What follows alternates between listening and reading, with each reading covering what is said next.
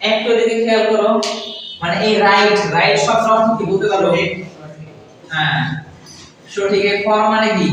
দুটো উল্টা অবস্থা, এফ আর করে আর এফ আর করে। ওটা হলো ফ্রম আর এটা হলো ফর। এই ফর মানে হলো আকার, কি আকার। পড়াশোনা করে চাকরি না পেলে যা বলে বেকার। এই অফ মানে কি বলো?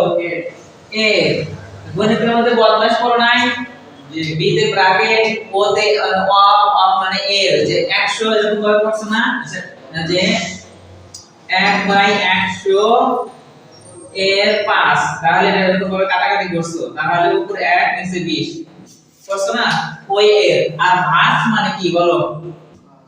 ক্রিয়া। তার মানে ক্রিয়া এর সঠিক আকার, ক্রিয়া এর সঠিক আকার। অর্থাৎ ভার্ব যেটা থাকবে, আমাদের একটা প্যাসেজ দেওয়া থাকবে, এরকম একটা প্যাসেজ দেওয়া থাকবে, প্যাসেজের মধ্যে অনেক শব্দ দেওয়া থাকবে, তার মধ্যে একটা এর আমাদের ধর একটা শূন্যস্থান দেওয়া আছে, এই শূন্যস্থানের এরপরে একটা ব্র্যাকেট দেওয়া থাকবে, তাই দেওয়া থাকবে না?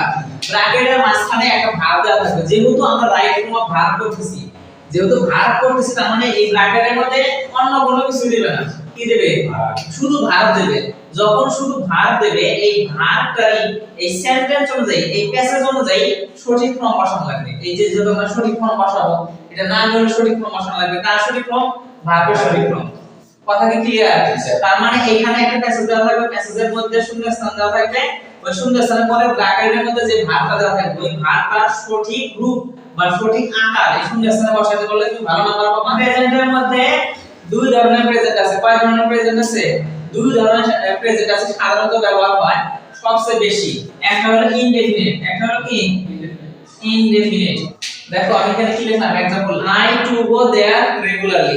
এই বাক্যের মধ্যে কোনো কিছু যদি তুমি না চেনো, কথাগুলো খেয়াল রাখো, কোনো কিছু তুমি চেনো না, কিন্তু তোমাকে এইখানে ক্লাসের মধ্যে যে জিনিসগুলো চেনে দেওয়া হলো, তোমাদের বাসায় মানে ক্লাস মানে তোমাদের পড়াশোনার বাসায়, এই রাইট ফর্মের বাসায় আসার পর যার সাথে পরিচয় করে দেওয়া হলো, এই লোকটা যদি না চেনো, তাহলে কিন্তু পরীক্ষাতে বিপদ আছে। তুমি কাউকে চেনো না, ধরো আই চেনো না, গো চেনো না, দেয়ার চেনো না, কোনো কিছু চেনো না, কিন্তু তোমাকে চিনে দিয়েছে এই যে শব্দগুলো যদি থাকে, তাহলে প্রেজেন্টেটিভ টেন্স হবে। তোমাকে চিনে দিয়েছে কি রেগুলারলি। এইটা দেখার পর তুমি যদি বাক্য না চেনো, তাহলে ওখানে স্বয়ং ভগবান এসে তোমাকে উপকার করতে পারবে না। আর তুমি যদি না চেনো, এইজন্য আমাদের কি করা লাগবে? এই যে বাক্যগুলো আমরা দেখতেছি, এই যে শব্দগুলো আমরা দেখতেছি, এই শব্দগুলো আমাদের দেখার পরে সাথে সাথে চিন্তা হবে যে এই শব্দ থাকলে আমাদের কি হবে? ইনডিফিনিট টেন্স হবে। আর ইনডিফিনিট টেন্সের মধ্যে সাবজেক্টের পরে ভার্বের বেস ফর্ম বসে, এটা আমরা জানি। তাহলে এখানে আমাদের বেস ফর্ম কি বসানো লাগবে? গো। টু গো হবে না। কথা ক্লিয়ার? এরপরে দ্বিতীয় যে বি নাম্বারে সেটা সবচেয়ে গুরুত্বপূর্ণ, পারফেক্ট। নিজের নামও যদি মনে না রাখতে পারো, এটুকু মনে রাখবে, অলরেডি, রিসেন্টলি, ইয়েট, জাস্ট আর জাস্ট নাও। এখানে কি করে দেখো, আমি লিখলাম আই মিট ইউ রিসেন্টলি, আমি কোনো কিছু চিনি না, কিন্তু আমি তোমাকে চিনলাম কি রিসেন্টলি যদি থাকে, তাহলে কি প্রেজেন্ট পারফেক্ট টেন্স হবে। এখন প্রেজেন্ট পারফেক্ট টেন্সের স্ট্রাকচার যদি আমি না জানি, তাহলে কিন্তু সর্বনাশ।